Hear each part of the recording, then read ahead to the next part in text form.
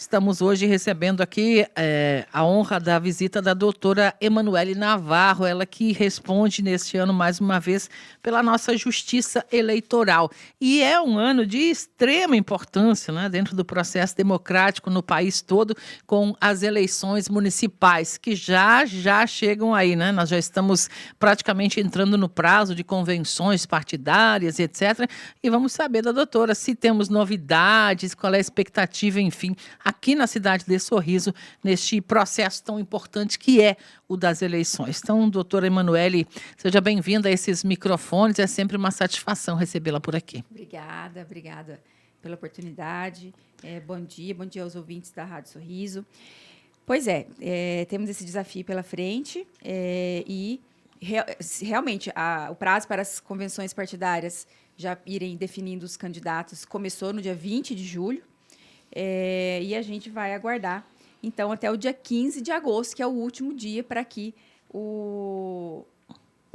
as coligações, as agremiações registrem, né, os nomes dos candidatos na Justiça Eleitoral. Uhum. Eu acho que o que eu queria já deixar para os eleitores aqui, a mensagem de que, como foi muito bem colocado, nós temos uma eleição muito importante, porque é uma eleição que nos afeta de uma maneira mais direta. Todas nos afetam, né? Uhum. Mas o prefeito, ou prefeita e vereadores... Mais ainda, né? Exatamente. São cargos públicos que nos dizem respeito diretamente, porque nós moramos na cidade em que a eleição ocorrerá, né? Então, que compareçam no dia 6 de outubro para votar. Mesmo quem não fez a biometria pode votar em qualquer dos 4 municípios que estão abrangidos aqui na 43ª Zona Eleitoral, que é Sorriso, Novo Biratã, Ipiranga do Norte e Boa Esperança. Todos os eleitores podem comparecer às urnas e votar, mesmo sem ter feito a biometria. Muito bem. A senhora tem uma jornada pela frente aí, em 4 cidades sob seu comando, então, como a senhora responde, ou não? É tudo sob sua responsabilidade? Sim. Todos os 4 municípios estão... afetos ao seu trabalho. A 43ª Zona Eleitoral, né? E nós temos aí uma coisa bastante inédita, que é fazer a primeira eleição de um município. Boa Esperança, exatamente. É verdade. O último município criado aqui no Mato Grosso foi Itapurá, se eu não me engano, no ano de 2004. Então, 20 anos aí que a gente não vê um município, vou dizer uma maneira assim bem popular, mas um município começando do zero, né? Apesar inédito nesse processo aí. Exatamente. A gente pensar, Boa Esperança não tem ainda hoje uma prefeitura, uma sede de prefeitura, uma sede de Câmara de Vereadores, né? Então, o agora município vai ter que também se adaptar a essa nova realidade, que vai começar realmente a partir do dia 1º de janeiro. Que a gente não tem o hábito de perceber que todos nós que vivemos aqui, estamos o tempo inteiro construindo história, né? Você costuma buscar a história nos livros, lá nos escritos, de alguma forma, nos guardados, ou até mesmo na memória dos outros, mas é um momento de construir história. E, na verdade, não só a primeira eleição, que é mais marcante, mas todas elas, né, doutora? A gente constrói a história. Exatamente. Então, quando a gente vai falar, às vezes, da criação de um município, no Sorriso é um município novo, né? 37 anos, se eu não me engano. 38 agora. 38. Então, é um município mais novo do que eu. E quando eu sou mineira, então lá em Minas nós temos municípios com 200 anos, 300, mais. Históricos mesmo. Então, a gente às vezes vai pensando na história do nosso município, remonta a séculos passados, enfim. Agora aqui nós temos um município que nasceu em pleno século XXI, né? Agora, em 2024... e então eu acho uma experiência bastante significativa para mim, né? Eu vou ter, acho que sempre esse carinho especial, digamos assim, por Boa Esperança, porque foi um município que me propiciou atuar na sua primeira eleição. Conduzir o processo, que na verdade a senhora conduz o processo todo ali. E a nossa responsabilidade também é muito grande, justamente por ser a primeira vez, né? E aí até aproveito para tranquilizar os eleitores de Boa Esperança, porque às vezes me perguntam assim, mas doutora, eu era do distrito de Boa Esperança, como é que vai? Eu voto aqui, eu voto... Não se preocupem, os moradores de Boa Esperança votam nos mesmos locais em que votavam anteriormente. Nada mudou ali vai nesse acontecer aspecto. uma mudança de número de sessão somente, mas iremos disponibilizar a relação desses novos números, mas os locais serão os mesmos. Vai manter então, até para facilitar o processo. Exatamente. Então, assim, antes aquela pessoa era eleitora do distrito de Boa Esperança. E hoje ela é eleitora do município de Boa Esperança. Uhum. Em relação à eleição aqui em Sorriso, a senhora já tem uma experiência, né? Conduziu, salvo engano, o último processo, inclusive como juiz eleitoral. Sua expectativa agora? Tem algumas situações que a Justiça Eleitoral tem observado em relação à propaganda, ao uso dos espaços públicos, ao próprio capricho dos partidos em relação ao meio ambiente também. Tudo isso está na sua pauta? A senhora já conversou com eles ou vai conversar? Bom, primeiro, eu já tive experiência como juiz eleitoral em eleições municipais e federais, mas em Juara. Em Juara. Na 27ª Zona Eleitoral. Aqui em Sorriso, já fui juíza eleitoral anteriormente, mas não cheguei a trabalhar em nenhuma eleição. Tá. Foi então, um aqui período. Em Sorriso, vai ser a primeira vez participando de uma eleição. Certo. Com relação aos candidatos, está marcada a nossa reunião para o dia 1º de agosto. O cartório eleitoral já encaminhou para os grupos essa oficialização do convite, né? Dia 1 de agosto, às 14 horas, lá na Faculdade Atenas, somente para os candidatos e pré-candidatos, né? E também para dirigentes do partido e principalmente para assessoria jurídica também. Então, a gente pede que já compareçam, quem puder, com alguém da assessoria jurídica para a gente fazer essa primeira reunião. Justamente para a gente tentar alinhar alguns pontos em comum, né? Na eleição passada, todos os candidatos concordaram em não usar carro de som. Perfeito. Né? Então, foi um acordo, né? E eu gostaria que esse acordo permanecesse para essa eleição, até porque a gente pensa, às vezes, no centro da cidade, isso também vai ocorrer nos bairros, mas aqui no centro tem hospital muito próximo de avenidas e ruas que vão passar. Locais de grande circulação, onde Sim. o carro de som iria Vai passar. Exatamente. Então, temos escolas, a gente pensar ali no Mário Spinelli, bem central. O próprio Luísa Nunes Bezerra... Luísa Nunes Bezerra é uma escola lá de Juara. A Ivete aqui, a senhora está pensando na Ivete, ali na região do UPA, né? Que é tudo para dar UPA próximo. Exatamente. Então, assim, eu acho que essa ideia que eles tiveram na eleição passada foi bastante interessante, né? Respeitou a população também de uma certa maneira. Maravilhoso. E esperamos que seja mantido. E também com relação aos santinhos, a gente não vê a cidade com aquela sujeira, com aquele... A gente mora numa cidade tão bonita, tão bem cuidada, né? E tentar ver também se a gente consegue... manter limpo disso, né? Evitar essa situação. Realmente, então, que não é necessário, né, doutora? Essa primeira reunião já é para alinhar alguns pontos. Às vezes, eles vão trazer ideias também, né? Que poderiam ser adotadas por todos. Lembrando que tem que ser um acordo, né?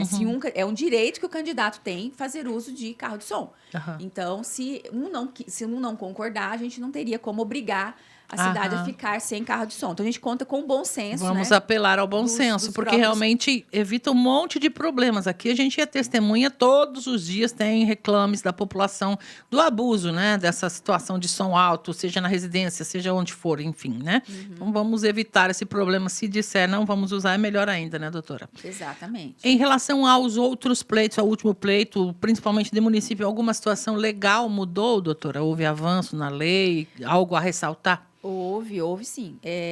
Essa eleição, a gente percebe que o TRE lá em Cuiabá, o próprio TSE, está bem atento com relação à fraude à cota de gênero. Nós temos a determinação que os partidos reservem, no mínimo, 30% para candidatos do sexo feminino, né? E também com relação às fake news. O uso de inteligência artificial seria também, né? Então, esses são os dois pontos principais, eu acho, dessa eleição. E não é novidade a regra. O que é novidade é o empenho na fiscalização com que eles estão pedindo que a gente haja nessa eleição. Então, tanto com a fraude, porque às vezes a gente já viu isso acontecer, não vou dizer necessariamente Sorriso, mas em outros municípios, que haviam mulheres candidatas, mas que, na verdade... Não fazia campanha, era uma candidatura fake. O próprio promotor dia falou sobre isso aqui. Então, isso não é permitido, isso vai ser fiscalizado, né? E isso pode atrapalhar o partido, a coligação, porque ontem, mais ou menos, a gente estava fazendo por cima umas contas, e mais ou menos serão necessários 5 mil votos para que consigam eleger um vereador. Aqui em Sorriso, 5 mil Aqui em votos. Sorriso, uma conta bem por cima, Sim. tá? E não são poucos votos. É Não bastante são poucos, mesmo. exatamente. E às vezes ele consegue, até às vezes mais, né? E ver todo o partido, a coligação prejudicada porque estavam ali não atingiram a cota mínima de 30%, né? De mulheres participando efetivamente do pleito. Vai acarretar problema para o candidato eleito, né?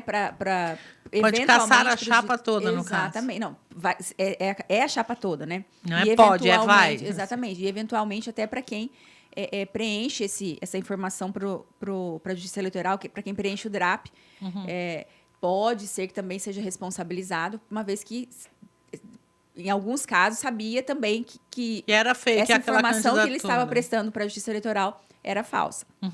Né? Então, assim, talvez seja interessante para os candidatos, para as coligações, para os partidos, agremiações, passarem a cota, né? Porque ter mais do que está sendo exigido legal. Exatamente, porque fica, pelo menos, com mais segurança, no caso. Isso. Então, eu acho assim, nós podemos ter candidatos pela primeira vez, mas, com certeza, está ligado a uma coligação, uma agremiação, que não é a primeira vez que participa de uma eleição. Então, assim, os que já são candidatos há mais tempo, inclusive a quem for para a reeleição, já conhece as regras. Então, é tentar se atualizar, porque não mudou muita coisa, mas vai perceber que de 2020 para cá, 2022 para cá, que foi a última eleição, apertou muito essa questão de fake news e também da fraude à cota de gênero. Então, assim, acompanhar as decisões, porque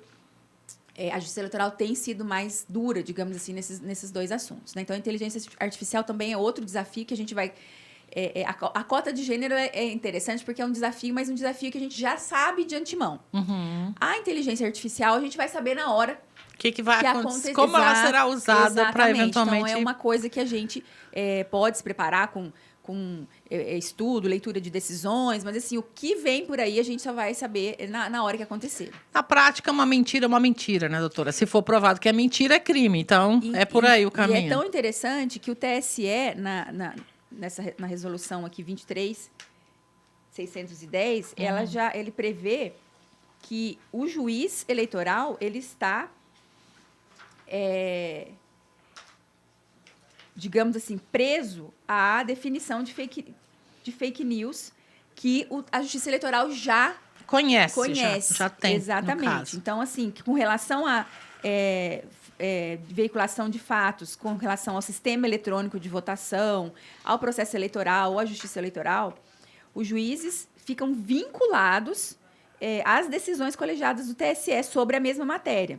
Né? Então, a pessoa que vai querer atacar o sistema eleitoral, vai querer atacar as urnas. Então, assim, a gente também já viu que o TSE, na última eleição presidencial, foi também... rígido em relação a isso. Exatamente. Então, assim, tem coisas que a gente não vai... não tem nem como não tomar providência, porque nós estamos... Exatamente. Apesar que nossa intenção não é deixar de tomar providência em caso algum. Mas o juiz também tem que ter como leme na atuação a evitar censura. Né? Então, assim, críticas duras não significa que o candidato está fazendo um ataque pessoal àquele outro candidato. Né? Senão também fica uma campanha, um processo eleitoral muito engessado. Tudo vai para a justiça, tudo vai para a justiça. Então, existe também um limite. Exato, não é esse o objetivo. Né? Então, existe a questão da possibilidade de críticas duras, de críticas ácidas, de críticas um pouco mais pesadas, desde que não ofendam, né, a reputação, a pessoa. Então, assim, a gente também tem que prestar atenção para não funcionar, às vezes, também de um órgão de vingança do outro candidato. Perfeito. Isso não que a justiça não seja usada com esse mote. A pergunta do nosso ouvinte, antes do intervalinho aí, foi se é passível de uso o espaço público, a escola, por exemplo, para a realização de convenção, se isso é crime ou não, doutora? Bom, é uma pergunta bastante interessante. A princípio, a gente já imagina o uso de bem público, mas é permitido. É permitido, sim. E vou até ler o artigo Sim. 73 da Lei das Eleições. É a Lei 9.504, se eu não me engano, 504, de 1997. Então, o artigo 73 fala o seguinte. Hoje em dia é bom a gente estar com... Hoje em dia o celular facilita toda a muito informação na mão, né, Exatamente. doutora? É bom que aí já fica todo mundo na certeza do se que tem quiserem que também ser. consultar no Google aí, Lei 9.504 de 97, artigo 73. Ele fala assim... Vamos lá. Ai, peraí que agora eu me perdi. 73. São proibidas aos agentes públicos, servidores ou não, as seguintes condutas tendentes a afetar a igualdade de oportunidades entre candidatos nos pleitos eleitorais. Primeiro inciso, ceder ou usar em benefício de candidato, partido político ou coligação, bens móveis ou imóveis pertencentes à administração. Né, que seria esse bem público aí. Ressalvada a realização de convenção partidária. Partidário, a convenção do partido é que pode. A única exceção é para a convenção partidária. Então, a própria lei ressalva essa possibilidade. Você havia comentado comigo também com relação aos cabos eleitorais, Isso, né? é importante, doutora, para pessoas que estão nos ouvindo. O que acontece? Pode, não pode? Como que pode? Pode, sim, contratar cabos eleitorais. O que também a Justiça Eleitoral agora presta mais atenção, digamos assim, é quanto à declaração na prestação de contas da contratação desse tipo de serviço. Né? Porque, às vezes, a gente vê o candidato com 50 cabos eleitorais em determinado ponto, ou vários pontos com cabos eleitorais daquele determinado candidato. Quando a gente vai ver a prestação de contas, ele declarou que gastou R$5.000 com cabo eleitoral. Está né? mentindo, no Exatamente. Então, assim, por isso que o cabo eleitoral agora tem que ser contratado. Com registro oficial. Exatamente. E para que isso seja rastreado depois pela Justiça Eleitoral, né? E também declarado corretamente na hora da prestação de contas. Porque a prestação de contas com vício, omitindo gastos, é passível também de punição para o candidato. Então, eles vão ter a possibilidade de ser fiscalizados nesse aspecto também. A pessoa está lá trabalhando como cabo eleitoral, de repente alguém vai perguntar como é que é, Exatamente. para Então, quem, o como? Ministério Público pode fazer, vou usar esse termo, mas não seria exatamente isso, uma blitz, por exemplo.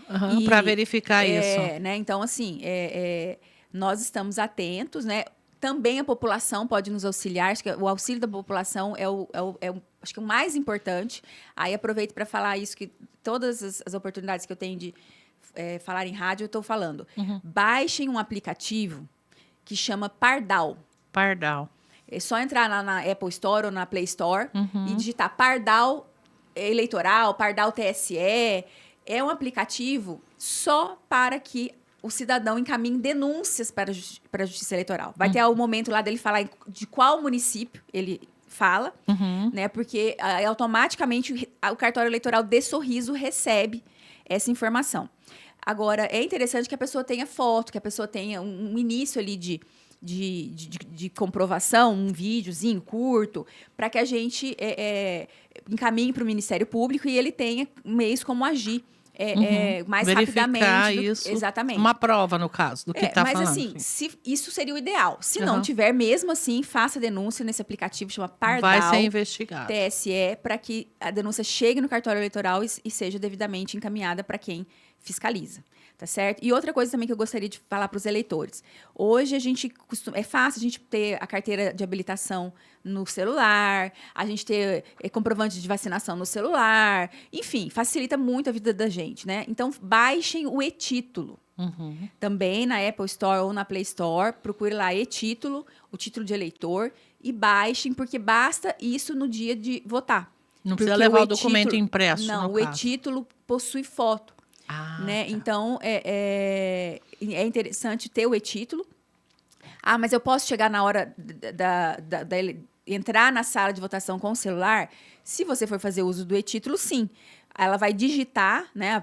O mesário ali vai digitar o número do seu título, vai autorizar o voto, aí você deixa o celular ali com ela rapidinho. Na mesa, E vota, e depois pega o celular de volta. Lembrando que a gente vai ter uma eleição para 2 cargos, né? Primeiro nós vamos votar para vereador, são 5 números, e depois a gente vota para prefeito e vice-prefeito, 2 números. É rapidinho, É né? rápido, exatamente. Então, é uma coisa, assim, às vezes de segundos, realmente, não vai chegar a minutos, mas façam também a cola. Outra coisa que eu falo para o eleitor, às vezes a gente não grava o número do candidato, ainda mais vereador, que são 5 números. Então, faça a sua colinha em casa, escreva lá o primeiro voto para vereador, aquele número, o segundo voto para prefeito e vice-prefeito, aquele outro número, para na hora que estiver em frente à urna ser uma coisa bem rápida, bem fácil. Chega e já vota. Estão perguntando aqui sobre valores autorizados para gastos em cada uma das candidaturas. Isso está determinado, doutora?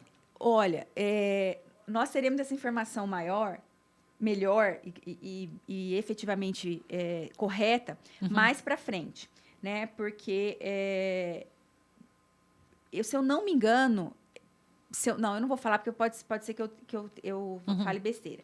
Mas eu posso até voltar no comecinho de agosto para passar essa informação. Perfeito, doutora. Mas tem também o fundo partidário, que a gente não sabe ainda. Que valor será que repassado? Valor será, porque pelo calendário, o TSE tem até 20 de agosto para considerando os percentuais de candidaturas femininas e de pessoas negras, eles têm até 20 de agosto para definir a destinação dos recursos do fundo partidário, né, que é calculado sobre o total de candidaturas que constam de pedidos coletivos e individuais. Então, por isso que eu falo, mais para frente eu tenho essa informação correta.